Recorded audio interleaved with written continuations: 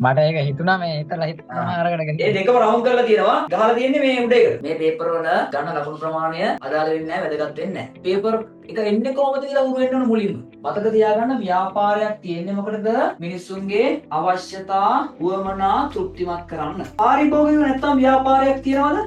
නෑ. ඒවා nothing වෙනවා. හරිද? මේ ප්‍රශ්නේම පළවෙනි ප්‍රශ්න ටික ගානක්වත් නැති වෙනවා. පාරිභෝගිකයෝගේ අවශ්‍යතා ආසාවමනා පදනම් කරගෙන තමයි මෙයා මේ ගේම් එක ගහන්නේ. මේ දෙක තමයි මේන් පොයින්ට් එක. මොකද්ද? අවශ්‍යතා සහ උවමනා පාරිභෝගිකයෝ. අවශ්‍යතා සහ උවමනා පාරිභෝගිකයෝ. රයිට්. එන්න. උත්තරය අංක 4 දෙකට.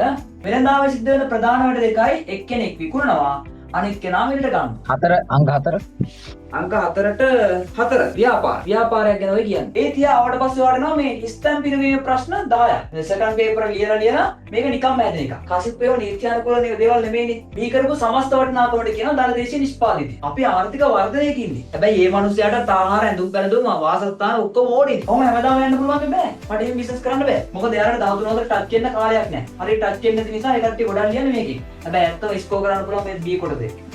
නැතික ස්කෝර් කරන්න පුළුවන් කොට තමයි මේක. මේකේ වර්ධන සම්භාවිතාව වැඩි. කොහොම තමයි ටික ටික එකතු වෙලා ලකුණු 100 හැදෙන්නේ. එකපාර ලකුණු 100 අපිට පයින්න බෑ. ඔයා ලකුණු බිඳුවක් වුණා ගණන් ගන්න එපා. වැඩක් නැහැ.